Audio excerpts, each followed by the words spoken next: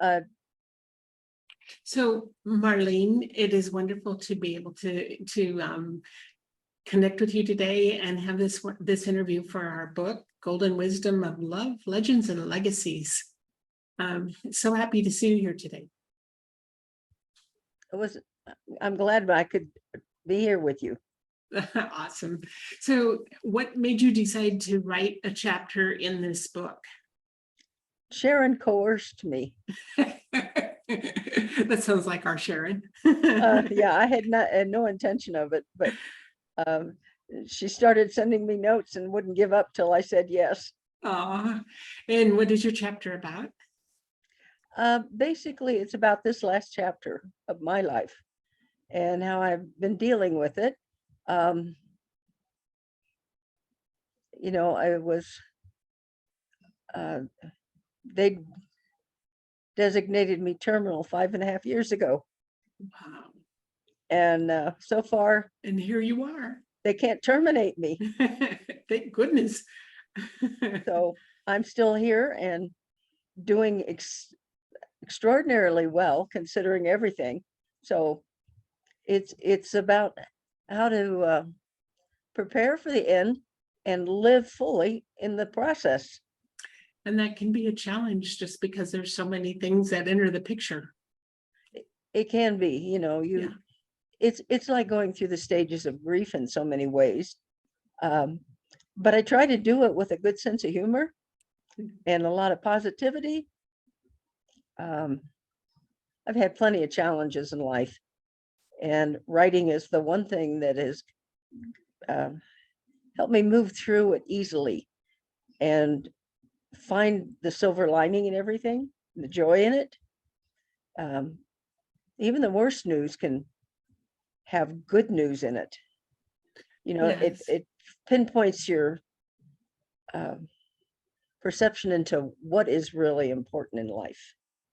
Well, So it certainly does. And it's really a choice too, because we can let it mow us over, or we can make the choice to do as well as we possibly can, and no matter what the situation is. yeah, that's kind of what, it was short, and 1,200 words is a hard amount of space to put what really has gone into this in the last 5.5 years.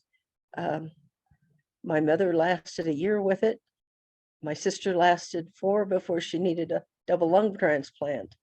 And since I'm not a candidate for that, and happy not to be, I'm still defying the odds and It's beautiful. living a full life every day. I Good. stay very busy, and I have made new friends where I've placed myself in an independent living facility, which it's a challenge, but everything from here on through, I mean, life is a challenge, and it's how we meet it. In so many ways. Yeah. And I think that most of us, in our minds, we're still young. Yeah. Because we look in the mirror, and the two don't always coincide. They don't. No, No. because I'm still very playful, and I like to laugh and look for any reason to make people laugh. It's the most important thing I've been able to find, and just to get, I look around, and there's nobody that's gotten through life unscathed. Everybody's No. got challenges, everyone. Absolutely. Yeah. So I always say we can't live on this beautiful earth and without something that just knocks us away, like that. And over and over again, I mean, you think, okay, I got mine now, I'm going to move on, everything's going to be just great. But then you get another little lesson. Yes. But I look around and I'm going, would I change what I have for somebody else's? And I'm, nope. I'll keep my pile of dirt. For sure. It's got good growing material in it, How awesome. So what did you do in your younger years? How did you serve the world in your younger years? I never followed a traditional path. Nor have I. Yeah, there were a lot of options that were not available for me at my from my upbringing. I was a gypsy. I lived a gypsy life with my military dad and a military husband. And this is my 36th address. Wow. So roots are not something I know how to grow deeply, but I'm very good at making new friends, and I treasure each and every one of them. But I raised my kids. I just functioned the best. I did some odd jobs, was a secretary for a while and did color imaging consulting for a long while. I enjoy that probably more than anything. And then, life gives you a little twist and says, okay, you're not going to do that anymore.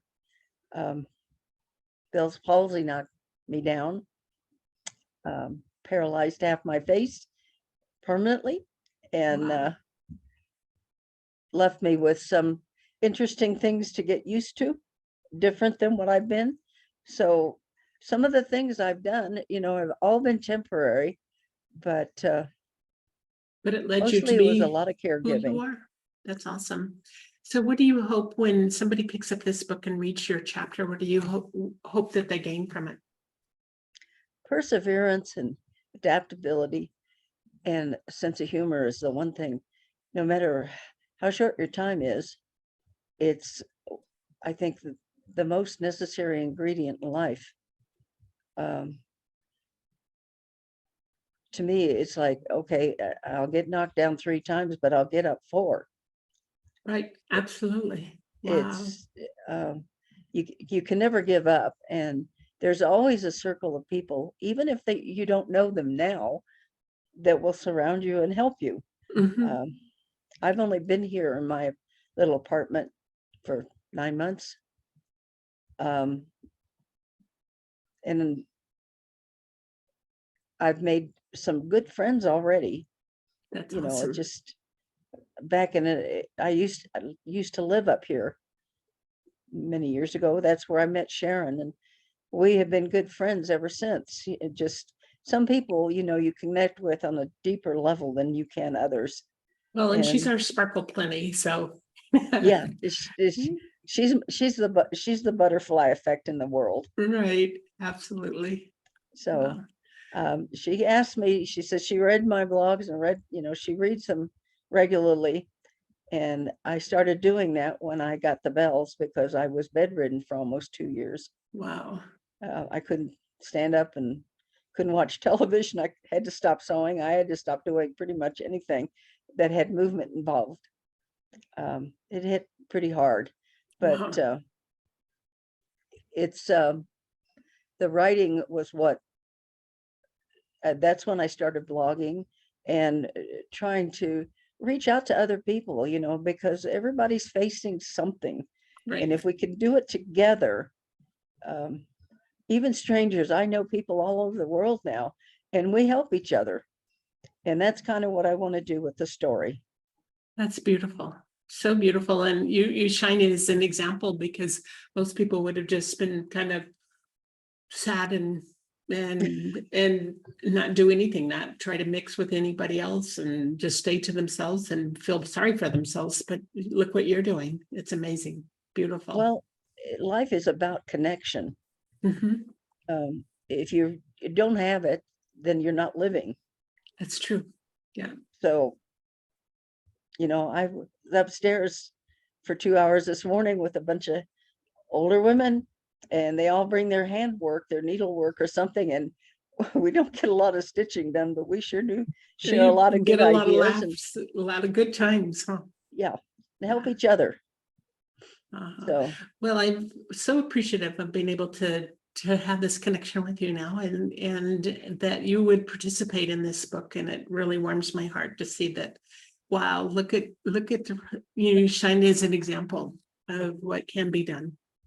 yeah, it's not over till it's completely over, and in the meantime, I'm just going to have good time and do the best I can with it. Very proud of you. Thank you. Well, what a lovely interview, and I so appreciate it. And we'll have some good celebration as this book comes out. It's only about 3 weeks away, so I'm finishing up compiling everything and wanted the tail end of getting all of our interviews done for the book. So it's a busy time. Yeah, I'm still reading what all is transpiring. This is all new to me. There's a lot of new. I've just Yeah. never done anything quite like it, which is, I told Sharon, I'm just not on the same level with the rest of the ladies that have been writing these stories. And I really tried to back out several Well, times and she wouldn't let me. So this year there's men in this volume. And, you know, I've interviewed a gentleman that was 90 years old and another gentleman that has been years and years and years very ill. And yeah, I mean, just amazing things that people are contending with, and they're still here and they're still on plugging. And this gentleman's 90 and he wrote his chapter for the book. So I'm looking forward to reading amazing. Yeah. Yeah, Truly I'm looking amazing. forward to reading all the stories. Yeah, and they're quite interesting as I have the best job because I get to see them all beforehand. Well, It's a nice conversation and thank you.